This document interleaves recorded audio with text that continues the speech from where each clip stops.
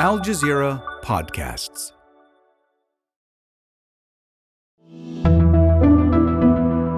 Today, why a Dior bag is at the center of South Korean politics.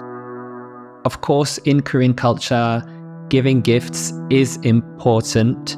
Perhaps not Dior handbags or things worth $2,000. Will a scandal threaten the ruling party's hold in Wednesday's parliamentary elections? I'm Natasha Del Toro, and this is The Take.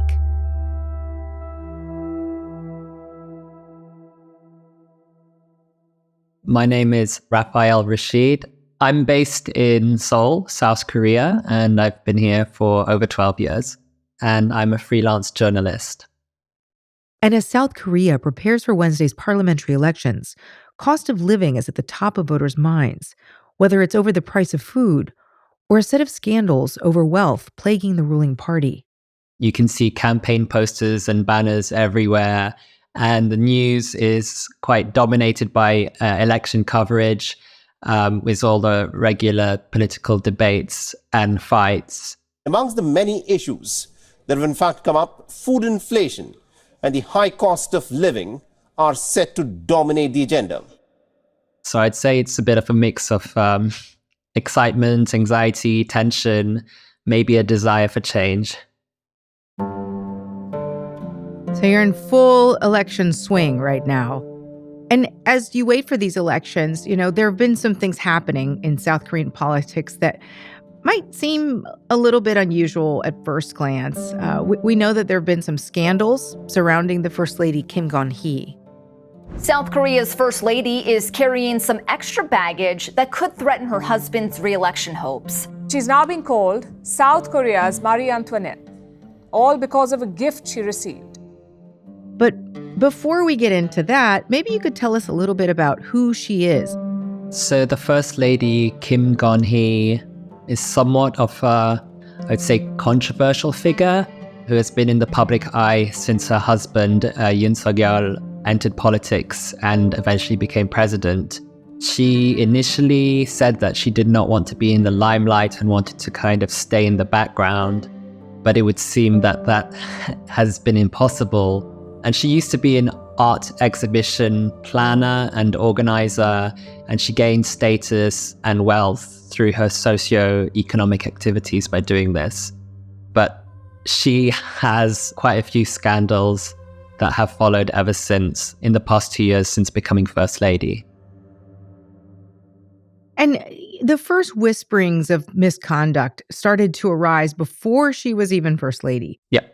Can you take us back to that time before her husband was elected president in 2022? What did she do and how did we find out?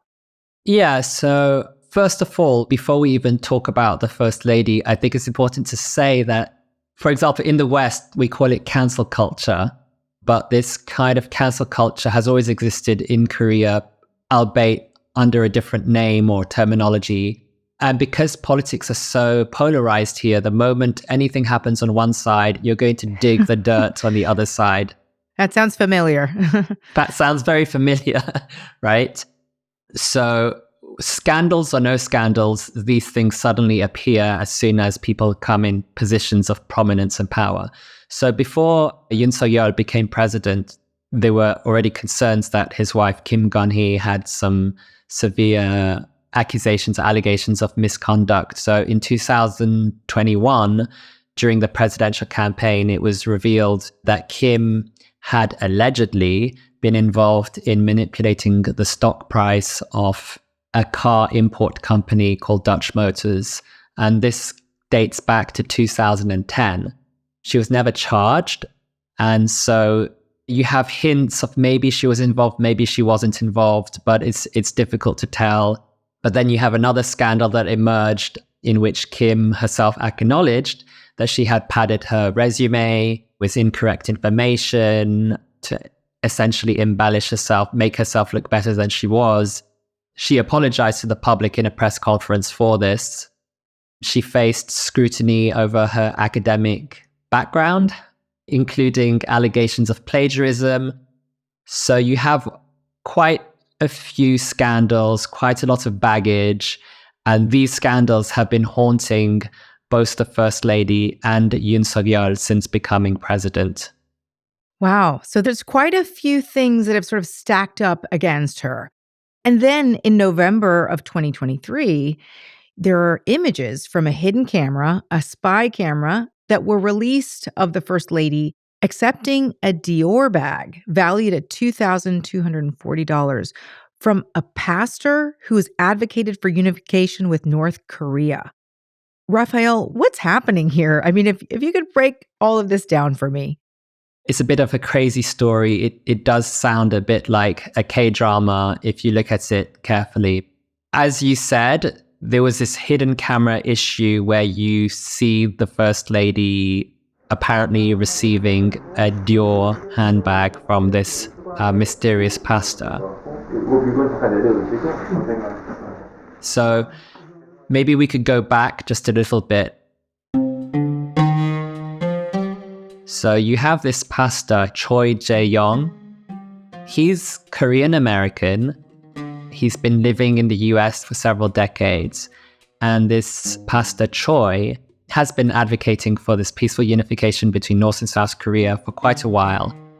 So this is kind of the background to this pastor, who is, I would say, a little bit known within this kind of unification activism movement.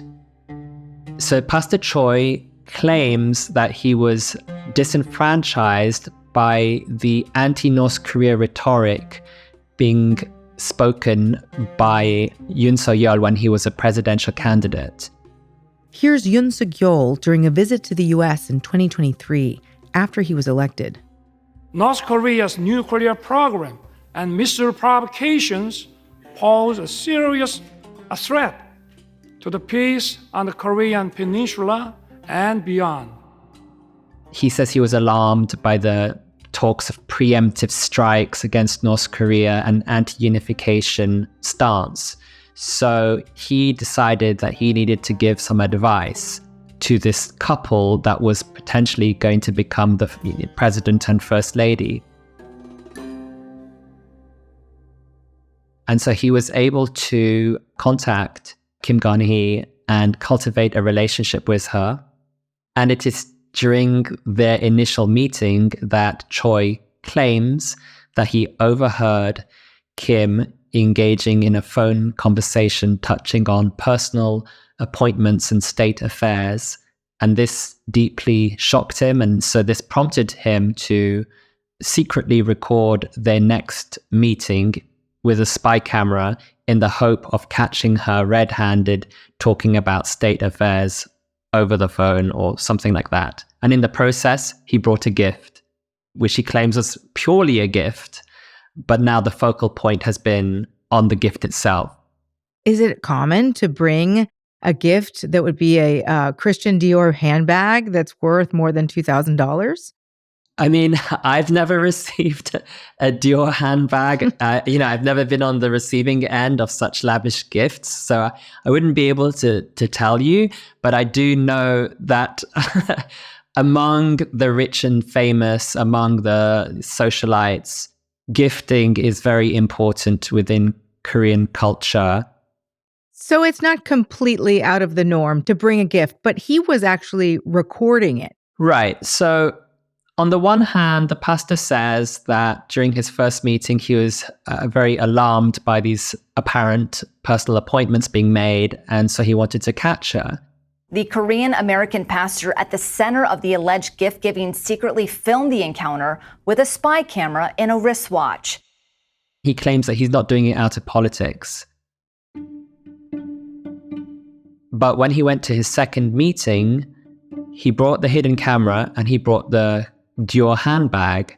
But we later find out that both of these have been provided by a very left-leaning media called Voice of Seoul, and they are very anti-administration, anti-Yoon Suk-yeol government. So questions arise as to whether he deliberately wanted to entrap the First Lady, which he claims is not the case. He says the gift was purely a gift. But there are many questions that need to be asked as to the motivation behind why he gave such an expensive bag and filmed it And all of this was in coordination with a media that is known to absolutely hate this president. I mean, she had said something like, when he gave her the bag, she had responded something like, why do you keep purchasing such items? Yeah, so the pastor claims that during their first meeting, he brought her a Chanel makeup set worth something in the lines of $1,000. When they met for the second time, we can hear her in the video saying something in the lines of, "Why do you keep on bringing such expensive items? You really shouldn't." After the break, why this expensive gift is leaving some Koreans questioning the ethics of the ruling party.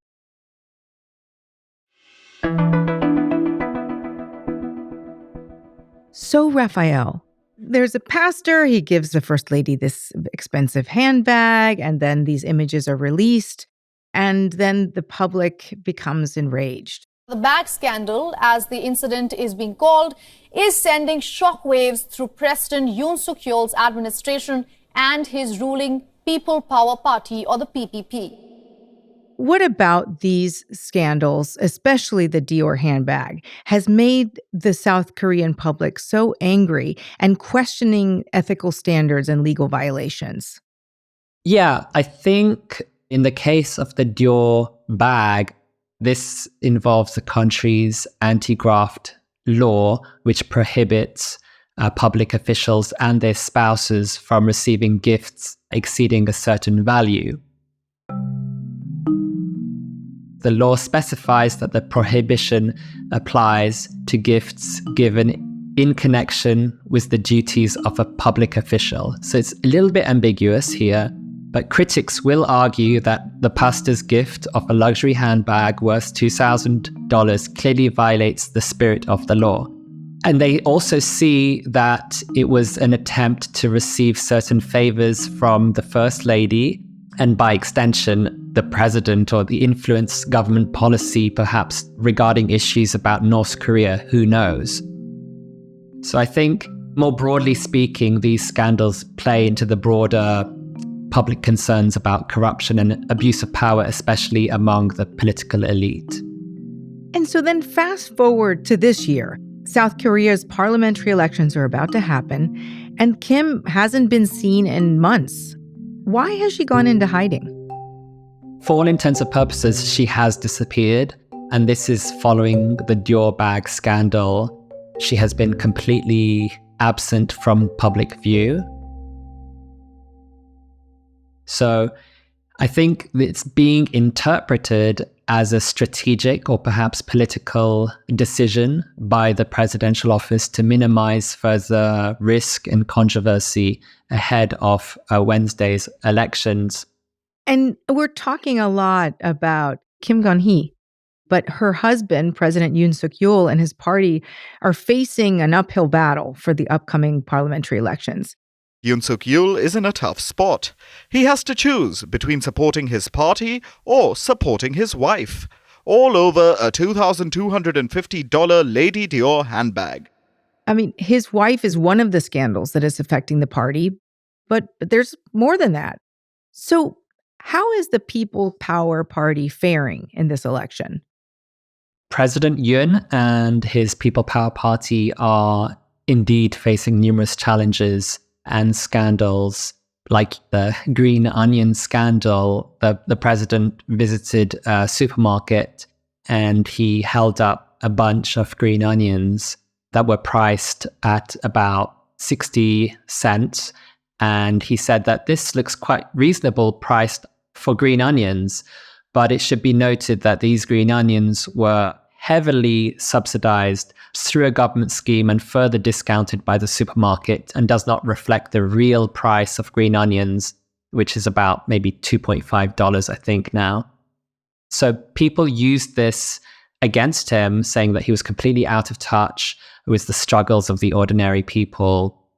President Yoon is deeply unpopular, and he has been for most of his presidency. His approval ratings have hovered between 30 and 35%, almost since he was inaugurated president.